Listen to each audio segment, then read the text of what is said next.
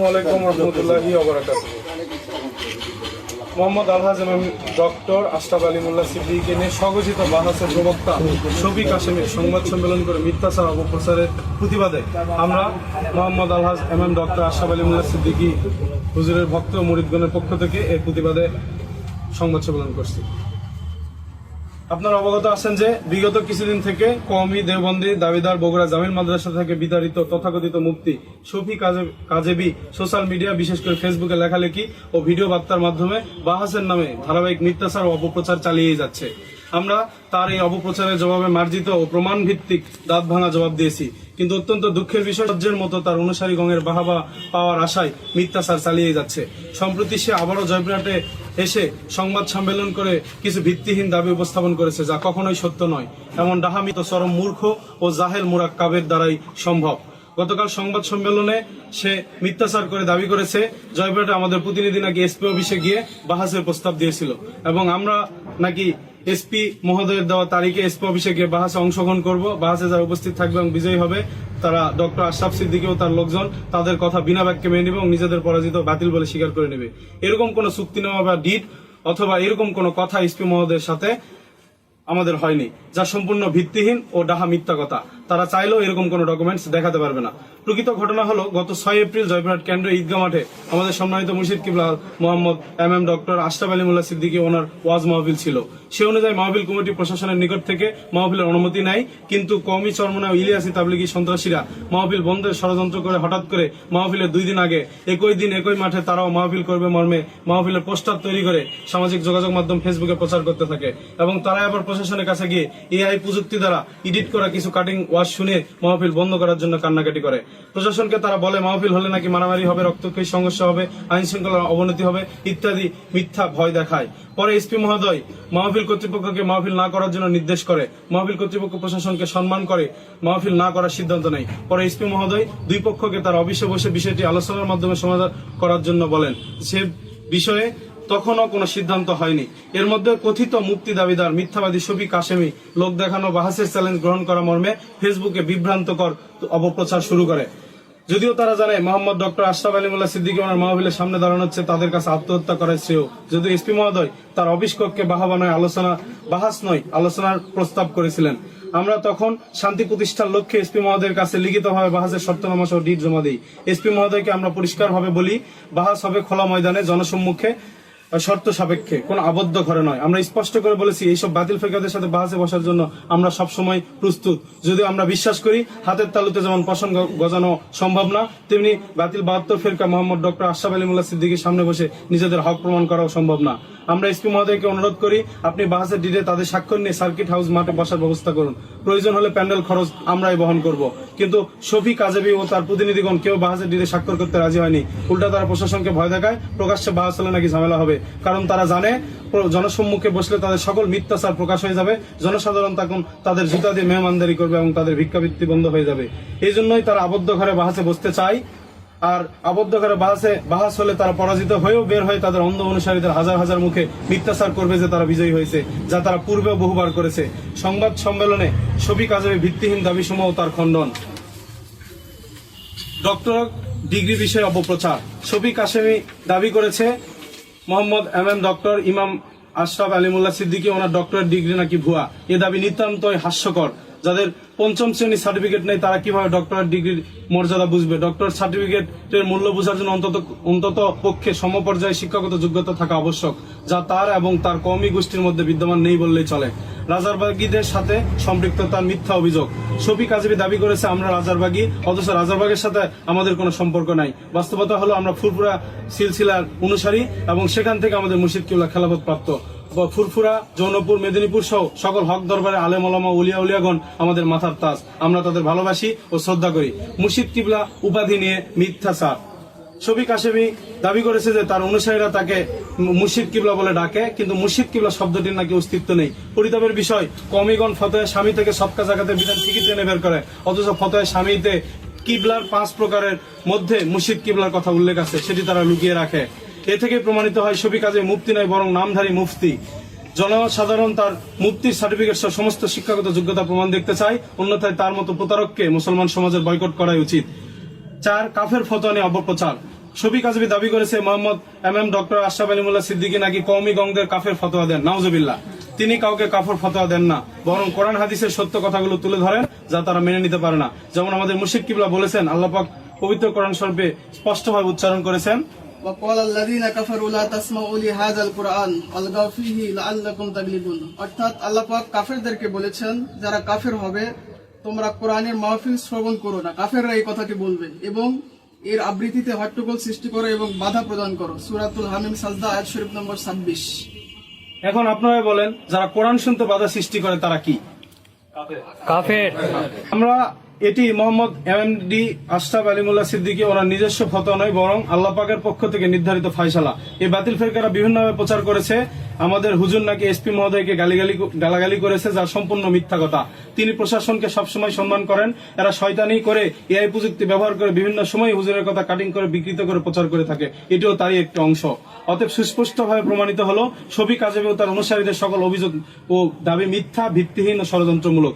সত্য অন্বেষণকারী মুসলমানগণ যেন এই ধোঁকাবাজির ফাঁদে না পড়েন। এখন বলতে চাই, কেন তারা মোহাম্মদ ডক্টর আশরাফ আলী মোল্লা সিদ্দিকীর বিরোধিতা করে? কওমি সহিউল তাবলীগী হেফাজতে ইসলাম চরমনাইগণ কেন বাতিল ফেরকা, তার কিছু প্রমাণ আমরা আপনাদের সামনে তুলে ধরব। কওমি ফেরকা, আল্লাহ পাক মিথ্যা বলতে পারেন। কওমিদের মুরব্বী রশিদ আহমদ গঙ্গির লিখিত কিতাব ফতোয়া রশিদিয়া প্রথম খণ্ড 9 পৃষ্ঠাতে বলেছেন, নাউজুবিল্লাহ, আল্লাহ পাক মিথ্যা কথা বলতে পারেন। এর চেয়ে নিকৃষ্ট আকীদার কার হতে পারে? আপনারাই বলেন এরা কি? আপনারা কওমি ও দেওবন্দীরা মুসলমানদের বিভিন্ন মোস্তাহাব ও মোস্তাহাসান আমল যেমন মিলাদ, কিয়াম, হাত তুলে মোনাজাত এবং কবর জিয়ারত ইত্যাদিকে বিদাত, হারাম ও নাজায়েজ বলে ফিতনা সৃষ্টি করেছে এবং সরলমনা মুসলমানদের বিভ্রান্ত করেছে। অথচ এইসব আমল তাদের নিজেদের আকাবিরদের কিতাবে বিদ্যমান। দেখুন, মাওলানা শামসুল হক সাহেবের বুখারী সিরাত বঙ্গানুবাদ 5ম খণ্ড পৃষ্ঠা 38, তাসাউফ তত্ত্ব 39 থেকে 43, মুজামুল কারবির 6ষ্ঠ খণ্ড পৃষ্ঠা 244। এটাতে স্পষ্ট এই তাদেরই মুরব্বীরা এইসব বলেছে। দেখুন 5ম খণ্ডতে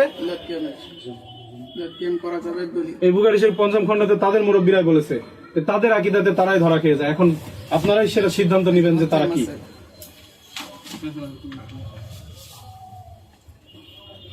3 নম্বর, নবীজি পাক সাল্লাল্লাহু আলাইহি সাল্লাম মৃত্যুবরণ করে মাটির সাথে নাকি মিশে গেছেন। নাউজুবিল্লাহ। তাকভিয়াতুল ঈমান 59 পৃষ্ঠায় তারা এটি উল্লেখ করেছে তাদের মুরব্বীরা। অথচ কোরআন শরীফে আছে, ওয়ালা তাকুলু লিমান ইউক্তালু ফি সাবিলিল্লাহি আমওয়াতা বাল আহইয়া ওয়ালাকিন লা তাশউরুন। আল্লাহ পাক কোরআন শরীফে বলেছেন, যারা আমি আল্লাহ রাব্বুল আলামিনের রাস্তায় নিহত হয় তাদেরকে তোমরা মরা বলো না, বরং তারা কবরের মধ্যে জীবিত, কিন্তু তোমরা তা বোঝো না। সূরাতুল বাকারা 154 নম্বর আয়াত। তাহলে যেখানে আল্লাহর রাস্তায় কোন সাধারণ মানুষ মারা গেল তাকে কোরআনের ভাষায় মৃত বলতে নিষেধ করা হয়েছে, সেখানে যেই নবীকে সৃষ্টি না করলে কুল কায়নাতের কিছুই সৃষ্টি করা হতো না, সেই নবীকে কিভাবে তারা মরা নবী বলে? তাহলে কি তাদের ঈমান আছে?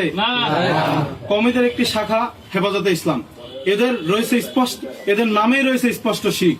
ইসলামের হেফাজতকারী একমাত্র আল্লাহ পাক, অথচ তারা নিজেদেরকে ইসলামের হেফাজতকারী দাবি করে। এর মাধ্যমে কি তারা নিজেদেরকে আল্লাহর সমতুল্য মনে করে? আল্লাহ বলেন, ইন্না নাহনু নাযালনা যিকরা ওয়া ইন্না লাহু লাহাফিজুন। নিশ্চয় আমি আল্লাহ কোরআন নাযিল করেছি এবং আমি এর হেফাজতকারী। সূরা হিজর আয়াত শরীফ নম্বর 9। এখন আপনারাই বলছেন তাদের অবস্থা কি। ইসলামের দোহাই দিয়ে যারা রাজনীতিতে জড়িত হয়, অথচ ইসলামের খেলাফত নীতি ও গণতন্ত্রের রাজনীতির আকাশ পাতাল তফাৎ। গণতন্ত্রের প্রথম কথা, জনগণই সকল ক্ষমতার উৎস। আল্লাহ পাক কোরআন শরীফে বলেছেন, ইন্নাল্লাহা আলা কুল্লি শাইইন কাদির, অর্থ নিশ্চয় আল্লাহ পাক সর্ববিষয়ে সর্বশক্তিমান। সূরাতুল বাকারা আয়াত শরীফ নম্বর 20।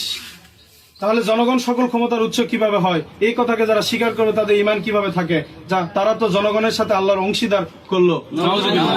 এখন যারা খেলাফত, ইমাম মাহদী আলাইহিস সালামের নেতৃত্বে সারা পৃথিবীতে খেলাফত কায়েম হবে। খেলাফত কায়েমের আগ পর্যন্ত যারা গণতন্ত্র করবে, যারা রাজনীতি করবে তারা করতে পারে, কিন্তু এরা ধর্মের নামে যারা করবে তারা অবশ্যই মুসলমানদের মধ্যে পড়ে না। যারা গণতন্ত্র করে, আমরা সবসময় দোয়া করি, আমাদের মুর্শিদ কিবলা দোয়া করেন যে খেলাফত কায়েমের আগ পর্যন্ত, যত গণতন্ত্র যতদিন পর্যন্ত থাকবে, এই সময় পর্যন্ত যাদের কাছে দেশ জাতীয় হাকিকতে ইসলাম নিরাপদ থাকবে তাদের কাছে আপনি ক্ষমতার আসন, তাদেরকে আপনি ক্ষমতা দান করবেন। এটা আমাদের স্পষ্ট আমাদের মুর্শিদ কিবলা বলে থাকেন।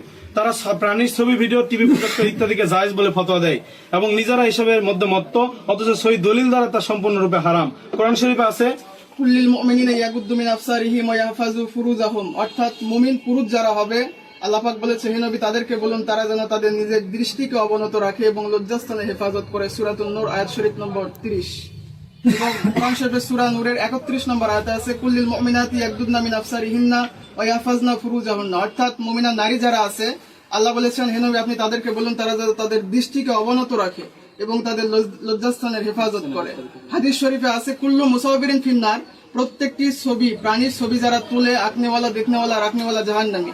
বুখারী শরীফ দ্বিতীয় খণ্ড 880 পৃষ্ঠা, মুসলিম শরীফ প্রথম খণ্ড 820 পৃষ্ঠা এবং তাদের লিখিত কিতাব, এই যে আমার হাতে ফয়জুল কালাম, এটা চরমনায়ের পীর সাহেবের লিখিত কিতাব, এখানে তারা লিখে রেখেছেন, এটা আপনি 465 পৃষ্ঠার মধ্যে তারা নিজেরা তাদের কিতাবে লিখে রেখেছেন যে আয়েশা সিদ্দিকা রাদিয়াল্লাহু তাআলা আনহা হতে বর্ণিত, তিনি বলেন নবী পাক সাল্লাল্লাহু আলাইহি ওয়াসাল্লাম বলেছেন কিয়ামতের দিন সবচাইতে কঠিন আযাব ভোগ করবে ওই সকল লোক যারা ছবি মূর্তির সাথে সাদৃশ্য রাখে, অর্থাৎ ছবি তোলে এবং আঁকায়। বুখারী দ্বিতীয় খণ্ড 880 পৃষ্ঠা।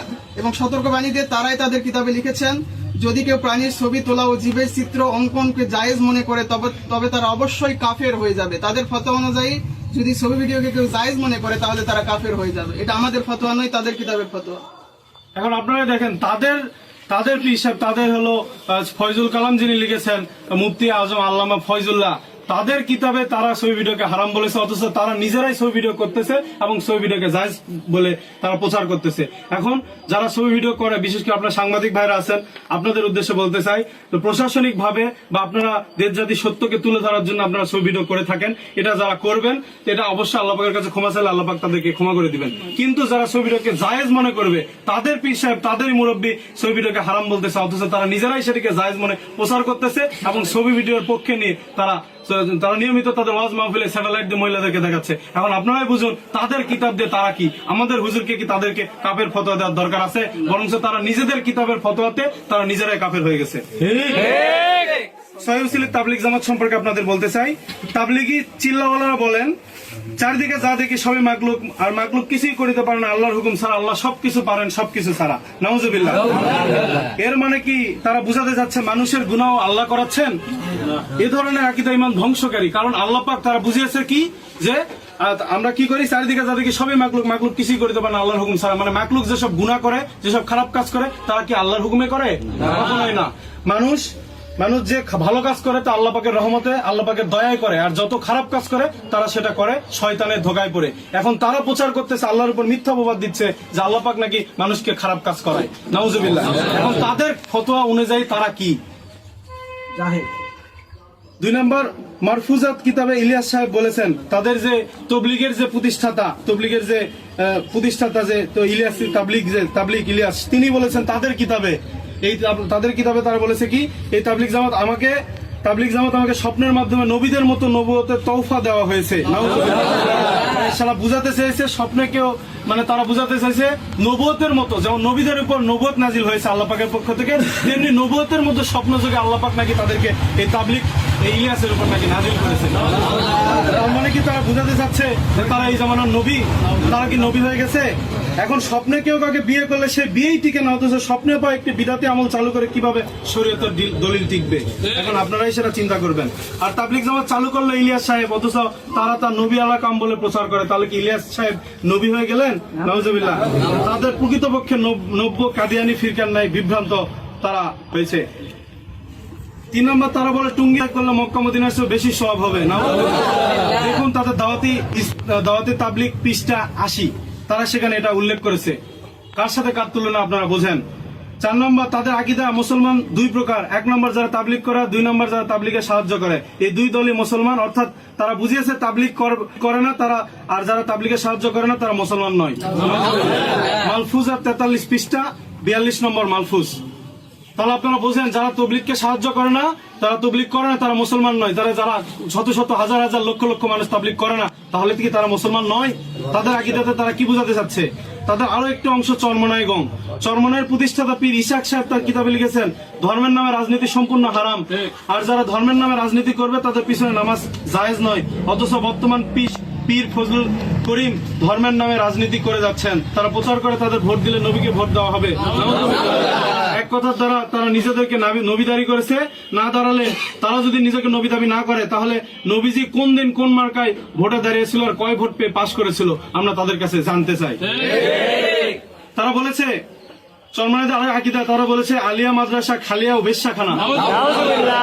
চরমনাই পীরের ক্যাসেটে আপনারা এটা পাবেন। তাহলে এই যে বাংলাদেশ সহ সারা উপমহাদেশে শত শত আলিয়া মাদ্রাসা, হাজার হাজার লক্ষ লক্ষ আলিয়া মাদ্রাসা আছে, এই আলিয়া মাদ্রাসা কি বেশ্যাখানা?